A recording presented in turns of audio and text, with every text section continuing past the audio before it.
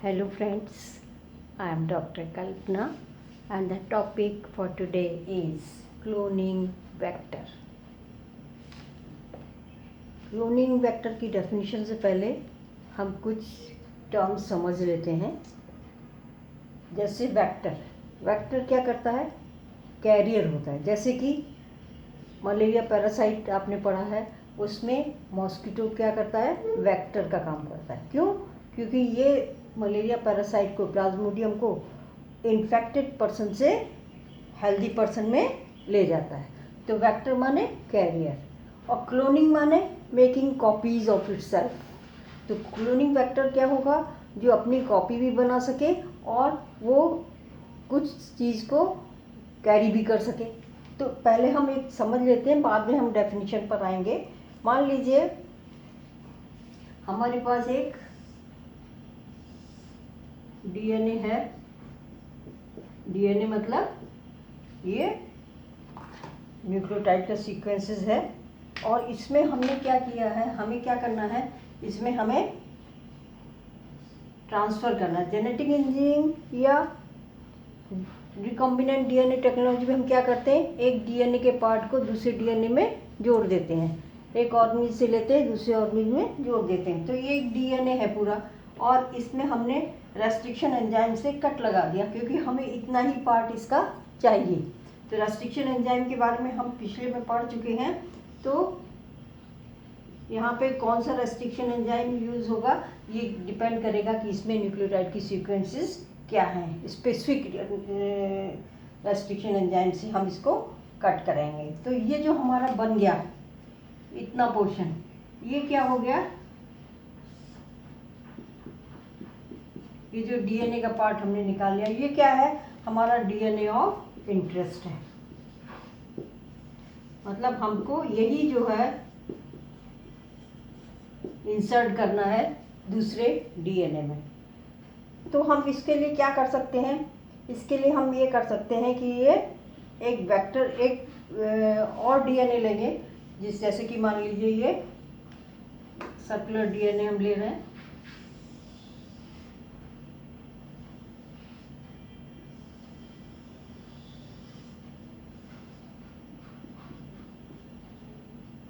Circular DNA जो हमने यहाँ लिया है वो बैक्टीरिया में पाए जाते हैं। ये बैक्टीरिया में होते हैं, ये इनको कहते हैं प्लाज्मिड। ये जैसे बैक्टीरिया है, बैक्टीरियल सेल है, इसमें एक तो ये क्या होगा, इसका क्रोमोसोमल डीएनए होगा, और कुछ इसमें क्या होते हैं, डबल स्ट्रैंडेड सर्कुलर डीएनए होते हैं, ये कहलाते हैं प्लाज्मिड।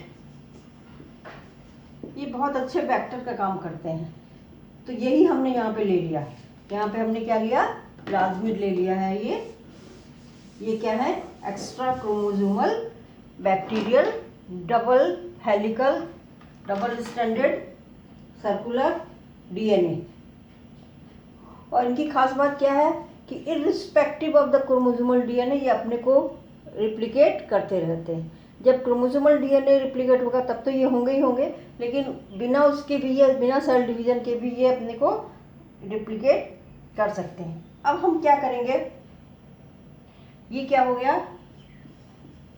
DNA of vector. मतलब यही है जो इस डीएनए को, हमारे इंटरेस्ट का जो डीएनए है उसको लेके होस्ट सेल में जाएगा।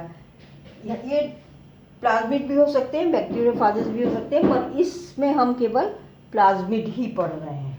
ठीक है। अब हम इसको क्या करेंगे, इसमें भी कट लगाएंगे। किससे कट लगाएंगे? उसी रेस्ट्रिक्शन एंजाइम से जो हमने यहाँ पर लिया था। तो यहाँ पर भी restriction enzyme, same restriction enzyme से हम यहाँ कट लगाएंगे, तो हमें यहाँ पर ये कट इसका मिल जाएगा। अब ये क्या हुआ? कट लग गया। प्लाज्मिड में भी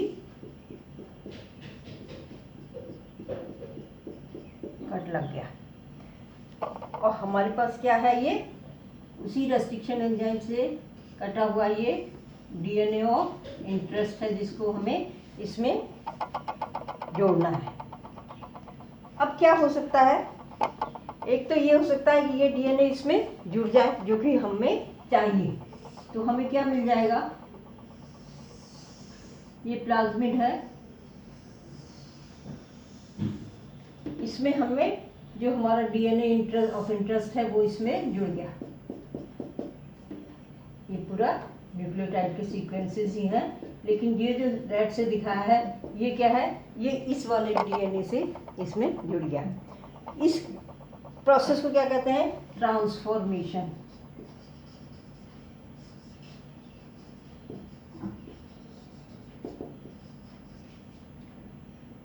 तो इस तरह से ये जो प्लाज्मिड बन गया, ये क्या होगा, या जिस बैक्टीरिया के अंदर है वो क्या हो कहलाएगा, ट्रांसफॉर्म्ड।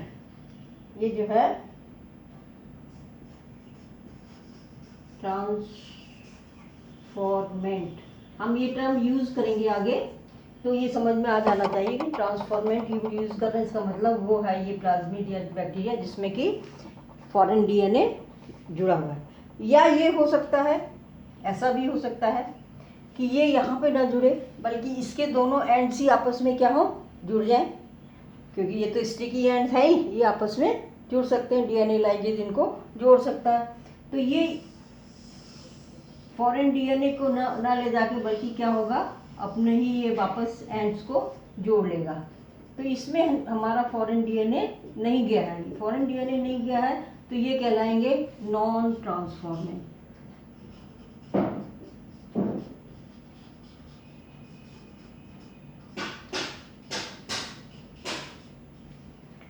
तो प्रोसेस तो कहलाता है ट्रांसफॉर्मेशन, जिसमें हम फॉरेन डीएनए को किसी भी दूसरे डीएनए में जोड़ रहे हैं, और इस तरह से ये यदि इसमें आ गया तब तो ये ट्रांसफॉर्मेंट हो गया, लेकिन नहीं आया किसी कारणवश तो ये क्या हो गया, नॉन ट्रांसफॉर्मेंट।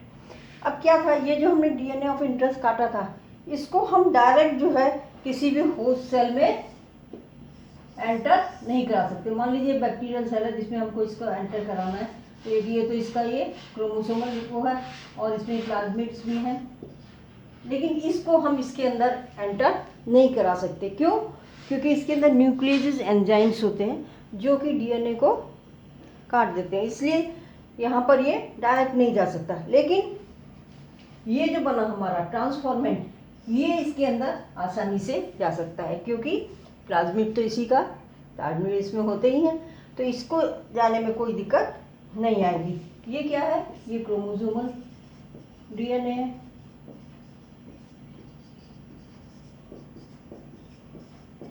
और ये प्लाज्मिड है इसके अपने नेचुरल ओरिजिनल, जिसमें कि डीएनए नहीं है, पर इसको हम इसके अंदर ऐड कर सकते हैं। अब इसके अंदर जब ये प्लाज्मिड चला जाता है तब ये क्या करता है, अपनी ही बहुत सारी कॉपीज बना सकता है। अपनी बहुत सारी कॉपी बनाएगा, इसका मतलब क्या होगा, इस डीएनए की भी बहुत सारी कॉपीज बन जाएंगी इसी के साथ साथ। तो ये क्या कहलाएगा, वेक्टर। अब क्योंकि ये अपना क्लोन कर रहा है, क्लोनिंग कर रहा है, इसलिए क्या कहलाएगा, क्लोनिंग वेक्टर। तो यहाँ इस वीडियो में हमने क्लोनिंग वेक्टर क्या लिया है, प्लाज्मिड, जो कि बैक्टीरिया में पाए जाते हैं। इसके अलावा बैक्टीरियोफाजेस भी यूज़ करते हैं, और भी बहुत सारे हैं, वो आगे पढ़ेंगे, पर यहाँ पर हम प्लाज्मिड ले रहे हैं।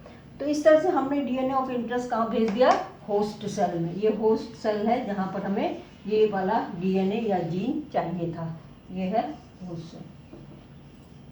तो अब हम डेफिनेशन पर आते हैं क्लोनिंग वेक्टर की।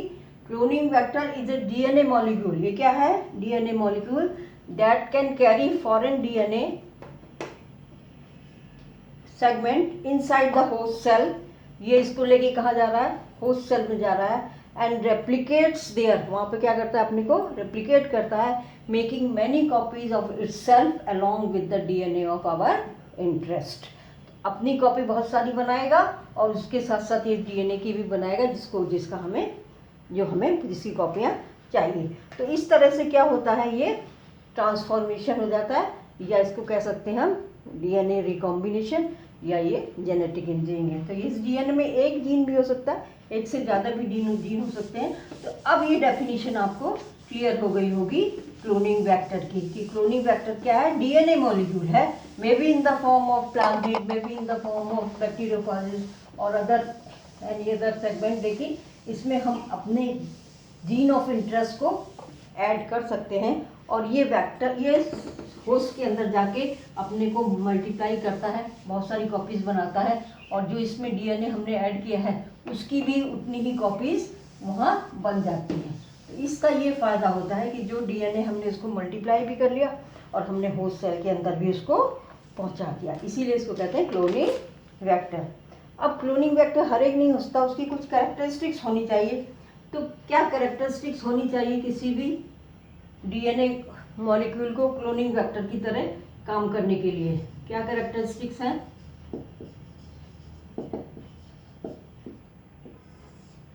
पहली कैरेक्टरिस्टिक्स तो क्या है? Origin of replication. हमने डीएनए रिप्लिकेशन इन प्रोकैरियोट्स में पढ़ा है कि जो प्रोकैरियोट्स का डीएनए होता है उसमें एक ओरिजिन ऑफ रिप्लिकेशन होता है, जहाँ से ये रिप्लिकेशन बबल बनता है और धीरे धीरे ये दोनों स्ट्रैंड्स जो है नए बने वाले अलग होते जाते हैं। तो यहाँ पर जो ओरिजिन और रिप्लिकेशन क्या है? स्पेशल ये सीक्वेंस है, न्यूक्लियोटाइड के ही सीक्वेंसेस हैं जहाँ पर ये जहाँ से रिप्लिकेशन शुरू होता है। तो यदि ओरिजिन ऑफ रिप्लिकेशन होगा तभी वो क्या होगा? रिप्लिकेट करेगा होस्ट सेल के अंदर।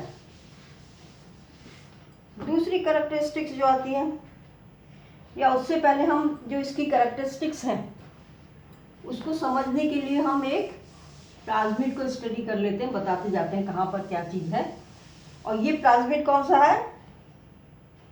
एक आर्टिफिशियल प्लाज्मिड, जो बैक्टीरिया में नेचुरल पाया जाता है वो नहीं है, ये बनाया हुआ है, साइंटिस्ट ने बनाया और फिर इसको बैक्टीरिया में ई कोलाई में डाल दिया। तो इस प्लाज्मिड की क्या खास बात है? ये ई कोलाई का प्लाज्मिड है, जो ई कोलाई के अंदर प्लाज्मिड होते हैं उन्हीं को मॉडिफाई करके इसको बनाया गया है। और इसका नाम क्या है? PBr322, ये इसका नाम है।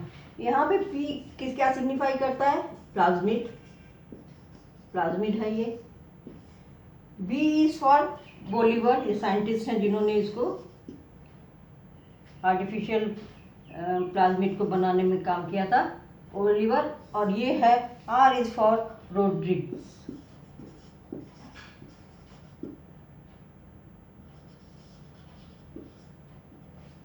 ये दो साइंटिस्ट हैं,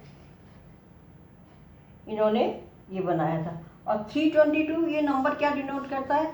ये नंबर डिनोट करता है order of synthesis, order of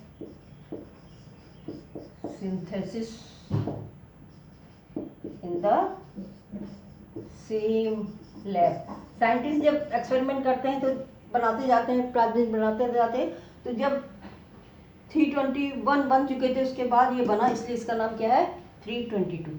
इसका स्ट्रक्चर बहुत इंपॉर्टेंट है। ये ई कोलाई का है और इसमें कितने बेस पेयर होते हैं? 4 3 6 1 बेस पेयर होते हैं ये। और ये जो है इसमें एम्पिसिलिन और टेट्रासाइक्लिन के लिए ये रेजिस्टेंट जीन होते हैं। जो नॉर्मल प्लाज्मिड होते हैं ई कोलाई में वो रेजिस्टेंट नहीं होते हैं एम्पिसिलिन और टेट्रासाइक्लिन के लिए। मतलब उस बैक्टीरिया को यदि हम एम्पिसिलिन या टेट्रासाइक्लिन एंटीबायोटिक क्या होते हैं? Substances that kill bacteria. तो यदि हम एम्पिसिलिन में डालें या टेट्रासाइक्लिन में डालें तो वो बैक्टीरिया मर जाएगा। लेकिन ये जो बनाया इन्होंने प्लाज्मिड PBr322, इसमें दो एंटीबायोटिक रेजिस्टेंट जीन हैं। कौन कौन से हैं? एक तो एम्पिसिलिन के लिए और एक टेट्रासाइक्लिन।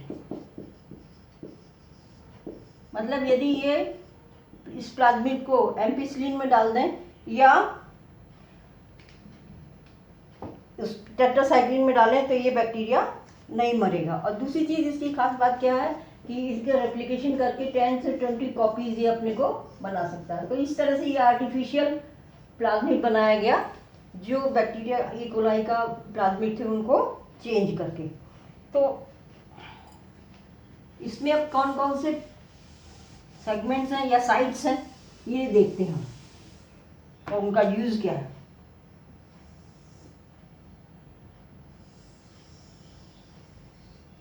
ये प्लाज्मिड है, यहाँ पर ये न्यूक्लियोटाइड सीक्वेंसेस हैं। ये आपको पता है 4361 इतने न्यूक्लियोटाइड जोड़ के इसको बनाया गया, डबल स्ट्रैंडेड डीएनए। यहाँ पर ये सब न्यूक्लियोटाइड है 4361।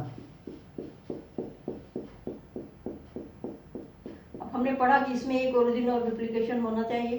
तो कुछ सीक्वेंसेस जो स्पेसिफिक सीक्वेंसेस हैं, मान लीजिए यहाँ पर है ये स्पेसिफिक सीक्वेंसेस हैं न्यूक्लियोटाइड के, जो ओरिजिन ऑफ रिप्लिकेशन, यहीं से रिप्लिकेशन शुरू होगा इसमें।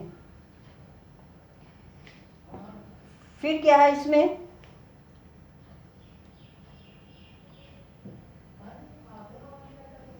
ये ओरिजिन ऑफ रिप्लिकेशन हो गया। दूसरा जो कैरेक्टरिस्टिक्स है, ये पहला कैरेक्टरिस्टिक है कि क्लोनिंग वेक्टर में ओरिजिन और रिप्लिकेशन होना चाहिए।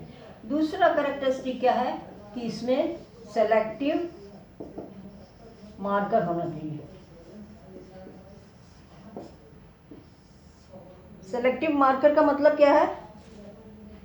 सेलेक्टिव मार्कर का मतलब ये है कि जो ट्रांसफॉर्मेंट और नॉन ट्रांसफॉर्मेंट थे, या जिसमें जो ओरिजिनल ई पहले थे, क्योंकि सब सारे ये कहाँ पर हैं प्लाज्मिड्स, ई कोलाई के अंदर है, और उसमें 3 तरह के होंगे। एक तो उनके नेचुरल जो ने थे, दूसरे जिसमें हमने डीएनए ऐड कर दिया है वो, और तीसरे जिसमें जो डीएनए नहीं ऐड हुआ है वो अपने वापस सर्कुलर हो गए हैं। तो ये ट्रांसफॉर्मेंट और नॉन ट्रांसफॉर्मेंट को हम डिफ्रेंशिएट कर सकें और ट्रांसफॉर्मेंट को हम मल्टीप्लाई भी करा सकें।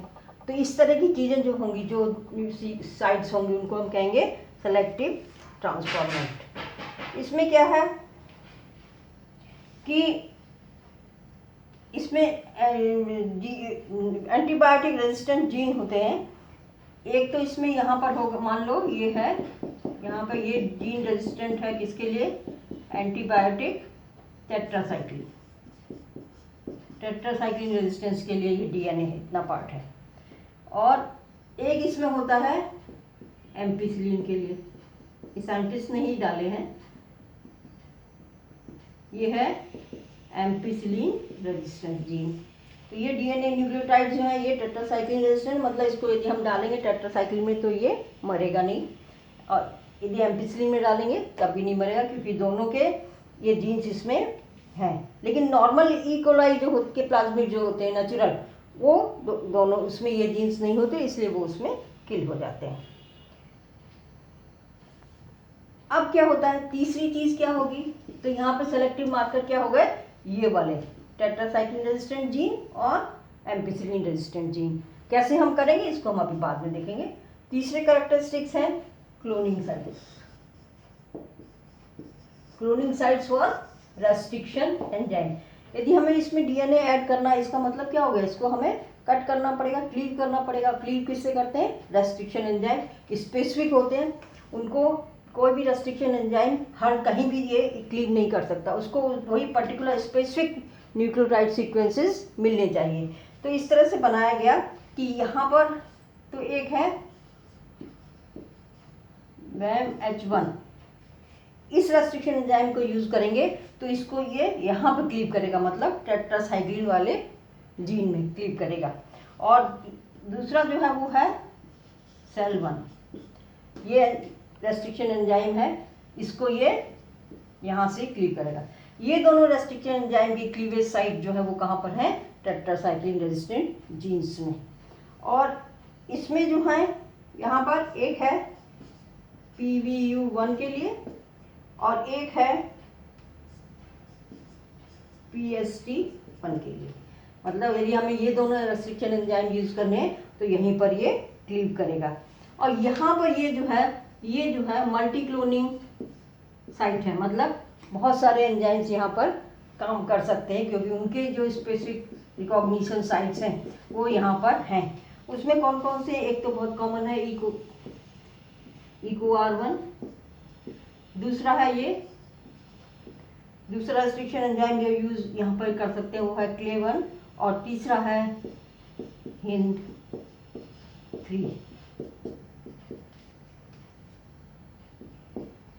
इस तरह से इन एंजाइम रेस्ट्रिक्शन एंजाइम के यूज़ करेंगे तो ये यहाँ पर कट लगाएंगे। तो ये तो इस तरह से बनाया गया है कि इनके जीन्स जो हैं ये वाले जीन्स पे ही कट करेगा, ये दोनों यहीं पर कट करेंगे। इसके अलावा एक यहाँ पर ओरिजिन ऑफ रिप्लिकेशन के पास में ही आरओपी साइट है। आरओपी साइट पे हम क्लिक कर सकते हैं किससे, PVU2 रेस्ट्रिक्शन एंजाइम।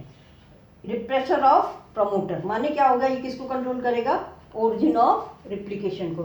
जब ये इसको रिप्रेस कर देगा तब ओरिजिन ऑफ रिप्लिकेशन काम नहीं करेगा और हमें कॉपी नहीं मिलेंगी। तो इससे हमें ये जब इसको नहीं रोकेगा तब कॉपियाँ ये रिप्लिकेशन करता रहेगा, और जब बंद करनी होगी तो ये इसको रिप्रेस कर देता है। इस तरह से ये अब हम कहाँ पे, मान लीजिए हम इस जगह पर डीएनए अपना डाल रहे हैं, जो हमें इंटरेस्ट का हमारे डीएनए है। कैसे डालना है, इसको कट करके हमने इसको इसमें डाल दिया तो क्या होगा, ये जीन अब वर्क नहीं करेगा। यदि इस हम सीक्वेंस को काट देते हैं तो अब ये एज जीन काम नहीं करेगा, किसके अगेंस्ट, टेट्रासाइक्लिन रेजिस्टेंस। इसका मतलब यदि हम ये वाला रेस्ट्रिक्शन एंजाइम यूज कर रहे हैं डीएनए डालने के लिए तो क्या होगा, अब ये टेट्रासाइक्लिन के लिए रेजिस्टेंट नहीं होगा। मान लीजिए हमने इससे इसको कट कर दिया और यहाँ पे हमने अपना क्या डाल दिया,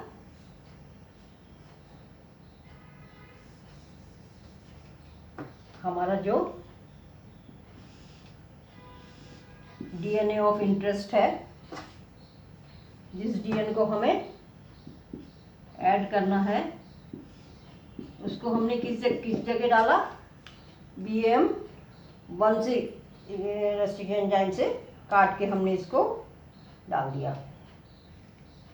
अब क्या होगा, ये टेट्रासाइक्लिन रेजिस्टेंट वाला जीन था, ये अब टेट्रासाइक्लिन रेजिस्टेंट नहीं रहेगा, ये ट्रांसफॉर्मेंट हो गया। और यदि यहाँ पे इससे कट करते तो क्या होता है, ये अब एम्पिसिलिन रेजिस्टेंट जीन काम नहीं करता तो ये क्या हो जाता, अब एम्पिसिलिन के रेजिस्टेंट नहीं रहेगा।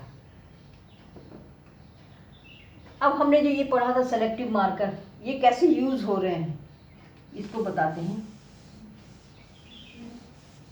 कैसे आप डिफ्रेंशिएट करेंगे कि ट्रांसफॉर्मेंट कौन सा है और नॉन ट्रांसफॉर्मेंट कौन सा है।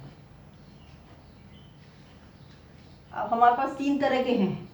एक तो क्या है, प्लाज्मिड, ये नेचुरल प्लाज्मिड है जो कि इकोलाई के अंदर थे। ये क्या होंगे, इनके पास तो कोई टेट्रासाइक्लिन या एम्पिसिलिन के लिए रेजिस्टेंस नहीं है, कोई जीन नहीं है। ये मान लीजिए फर्स्ट हो गए। सेकंड टाइप के क्या है, जिसको हमने BAM1 रेस्ट्रिक्शन एंजाइम से काटा था और काट के हमने क्या किया था, उसमें डीएनए अपने इंटरेस्ट वाला ऐड कर दिया था।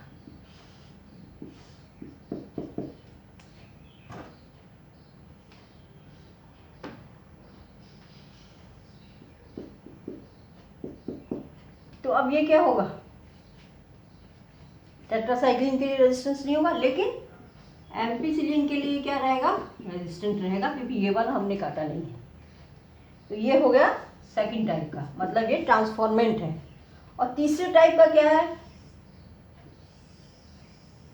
तो ये भी आर्टिफिशियल, लेकिन जब हम इसको डीएनए को ट्रांसफर कर रहे थे तब क्या हुआ, इसमें डीएनए गया नहीं, बल्कि ये क्या होगा, इसके दोनों एंड्स आपस में फिर लाइगेट हो गए, मतलब जुड़ गए, जो हमने बताया था पहले। इसमें कोई भी फॉरेन डीएनए नहीं है। फॉरेन डीएनए नहीं है इसका मतलब इसमें एम्पिसिलिन रेजिस्टेंस के भी जीन होंगे और टेट्रासाइक्लिन रेजिस्टेंस के भी जीन है। इसमें ये वाला पार्ट है, ये वाला पार्ट क्या है, दोनों के लिए है तीसरा। तो ये 3 हमारे पास प्लाज्मिड्स हैं। हमें कौन सा चाहिए, ये, इसको अलग करना है, फिर इसको मल्टीप्लाई करना है, तो हमें आगे का काम होगा। तो सबसे पहले क्या करना है, हमने कहाँ पे ऐड किया था, टेट्रासाइक्लिन वाले में। तो सबसे पहले तो हम क्या करेंगे, ये तीनों बैक्टीरिया, प्लाज्मिड कंटेनिंग बैक्टीरिया को हम इसमें डालेंगे, जिसमें हम क्या लेंगे, कल्चर मीडियम है। और कल्चर मीडियम में क्या होगा, एम्पिसिलिन जो यहाँ हमने कट किया था उसका दूसरा वाला, टेट्रासाइक्लिन में हमने ऐड किया है डीएनए, तो हम किस में डालेंगे पहले, एम्पिसिलिन। ये कल्चर मीडियम में क्या है, एम्पिसिलिन है। तो ये पहला वाला यहाँ, ये सेकंड वाला, और ये क्या होगा एम्पिसिलिन वाला, ये एम्पिसिलिन में डालने पर ये मर जाएगा क्योंकि इसमें जीन ही नहीं है रेजिस्टेंस वाले। ये क्या होगा एम्पिसिलिन में, जिंदा रहेगा क्योंकि इसमें एम्पिसिलिन रेजिस्टेंट जीन है। ये क्या होगा, जिंदा रहेगा क्योंकि इसमें भी एम्पिसिलिन रेजिस्टेंस जीन है। इसलिए पहले हमने किस में डाला, एम्पिसिलिन में। यदि हमने टेट्रासाइक्लिन जीन में ऐड किया है डीएनए तो हम पहले एम्पिसिलिन में डालेंगे। अब ये तो हमारा अलग हो गया, ये तो नहीं है हमारे इसमें, मर गया। अब ये दो बचे, अब हम इन दोनों को किस में डालेंगे, फिर वही पेट्री डिश में हम लेके और इनकी कॉलोनी को ट्रांसफ़र कर देंगे इसमें, और ये है सेकंड और ये है थर्ड। इस कल्चर मीडियम में हमने क्या लिया, अब एम्पिसिलिन। अब एम्पिसिलिन डालने से क्या होगा, नहीं एम्पिसिलिन तो हम डाल चुके थे, अब यहाँ पे हमने क्या डाला, टेट्रासाइक्लिन। तो इसके पास तो टेट्रासाइक्लिन रेजिस्टेंस जीन नहीं है तो ये क्या होगा, मर जाएगा। और इसके पास टेट्रासाइक्लिन जीन है तो ये क्या रहेगा, जिंदा रहेगा। लेकिन हमें ये नहीं चाहिए, हमें ये चाहिए। इसका मतलब ये वाली कॉलोनी जहाँ थी वो वाला हमें ट्रांसफॉर्मेट मिल जाएगा। तो इस तरह से पहले एम्पिसिलिन के सॉल्यूशन में और फिर टेट्रासाइक्लिन के सॉल्यूशन में डालने से हमें ये ट्रांसफॉर्मेट मिल जाते हैं। ये है सेलेक्टिव मार्कर। इस तरह से सेलेक्टिव मार्कर काम करते हैं और हम निकाल लेते हैं। लेकिन आपने देखा होगा ये प्रोसेस थोड़ा लंबा भी है और टाइम कंज्यूमिंग है। इधर पेट्री डिशेज में इसको डालो फिर इसको डालो, थोड़ा सा हुआ। इसके लिए इसमें क्या किया गया है, एक अल्टरनेटिव मेथड निकाला गया है जिसको हम कहते हैं ब्लू वाइट स्क्रीनिंग। इसके लिए एक और प्लाज्मिड बनाया गया, उसका नाम है PUC8। P means plasmid, UC university of California में ये बना था, वो 8 नंबर सीरियल नंबर है। ये भी उसी की तरह है, PV322 की तरह से, PBR322 की तरह से। और इसमें अंतर क्या है, इसमें ये थोड़ा छोटा है, इसमें 2750 बेस पेयर्स हैं, उससे छोटा है। लेकिन ये अपनी कॉपीज 500 कॉपीज बना सकता है रिप्लिकेट करके, ये ज़्यादा कॉपीज बना सकता है। एक इसमें ओरिजिन ऑफ रिप्लिकेशन है ही है, होगा। अब इसमें जो रेजिस्टेंट जीन है वो केवल किसके डाले हैं, एम्पिसिलिन के, टेट्रासाइक्लिन वाले नहीं है। और इसमें जो एक ये रीजन है, ये स्पेशल टाइप का जीन है के सीक्वेंसेस डाले इन्होंने, ये है LAGG जीन। ये LAGG जीन क्या करता है, ये तो मल्टीपल क्लोनिंग साइट है, लेकिन यहाँ पर जो जीन है ये, इसको हम कट करें यदि एंजाइम से, मल्टीपल क्लोनिंग साइट है, इसका मतलब कई सारे रेस्ट्रिक्शन एंजाइम यहाँ पे काम कर सकते हैं। इसको हम कट कर दें। ये LAGG जीन जो है ये क्या एनकोड करता है, क्या बनाने के लिए रिस्पॉन्सिबल है, ये बनाता है बीटा गैलेक्टोसाइडेज।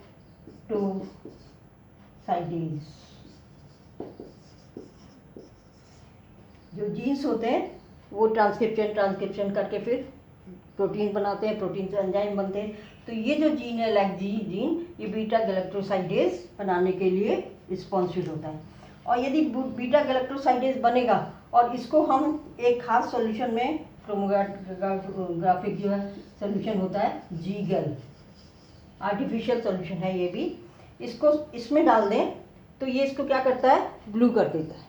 बीटा गैलेक्टोसाइडेज यदि बनेगा तो इस सॉल्यूशन को ये क्या कर देगा, ब्लू कर देगा। लेकिन यदि हमने यहाँ पे DNA डाल दिया अपना, मतलब हमने इसको ट्रांसफॉर्मेंट में बदल दिया, तो क्या होगा, ये अब LAGG जीन काम नहीं करेगा तो गैलेक्टोसाइडेज नहीं बनेगा। गैलेक्टोसाइडेज नहीं बनेगा तो XGAL में यदि हम डालेंगे तो वो क्या होगा, ब्लू नहीं देगा, वो वाइट का वाइट ही रह जाएगा। ये सॉल्यूशन वाइट कलर का होता है, वाइट ही रहेगा। इसका मतलब यदि हमने ये अपने ये प्लाज्मिड वाले बैक्टीरिया को एक्स गैल में डाला है और वो ब्लू हो जाता है, इसका मतलब गैलेक्टोसाइडेट बन रहा है, इसका मतलब ये जीन इंटैक्ट है, मतलब उसमें डीएनए नहीं है, मतलब वो क्या है, नॉन ट्रांसफॉर्मेंट है। लेकिन यदि ये वाइट रहता है इस तरह से, यदि हम कॉलोनी देखेंगे पेट्री डिश में या जहाँ भी हम ये कर रहे हैं कल्चर, वहाँ पे हम देखेंगे तो हमें दो तरह की, ये कल्चर मीडियम है, इसमें हमें दो तरह की कॉलोनीज दिखाई देंगी। एक तो बैक्टीरिया की कॉलोनी, एक तो क्या होंगी, ब्लू होंगी और कुछ क्या होंगी, वाइट होंगी। ट्रांसफॉर्मेंट कौन से होंगे, वाइट वाले। तो ये हम इसको सेलेक्ट कर सकते हैं और फिर इसको हम अलग कल्चर मीडियम में जितना भी चाहे मल्टीप्लाई करें, ग्रो कराएं, तो ये ट्रांसफॉर्मेंट अलग हो जाएंगे। तो इस तरह से ये वाला जी प्लाज्मिड बनाया गया, नया प्लाज्मिड है ये काम आसानी से हो जाता है। तो ये कलर से हम ट्रांसफॉर्मेंट और नॉन ट्रांसफॉर्मेंट को सेपरेट कर सकते हैं, मतलब सेलेक्टिव मार्कर ये काम कर सकता है। ये ज़्यादा रिसेंट है और ज़्यादा यूज़ भी होने लगा है। इतना तो हमने किया क्लोनिंग वेक्टर में, जिसमें हमने प्लाज्मिड के बारे में पढ़ा। फिर बाद में हम और भी क्लोनिंग वेक्टर देखेंगे प्लाज्मिड के अलावा। अच्छा लगा हो वीडियो तो आप सब्सक्राइब करिए, लाइक करिए। Thank you.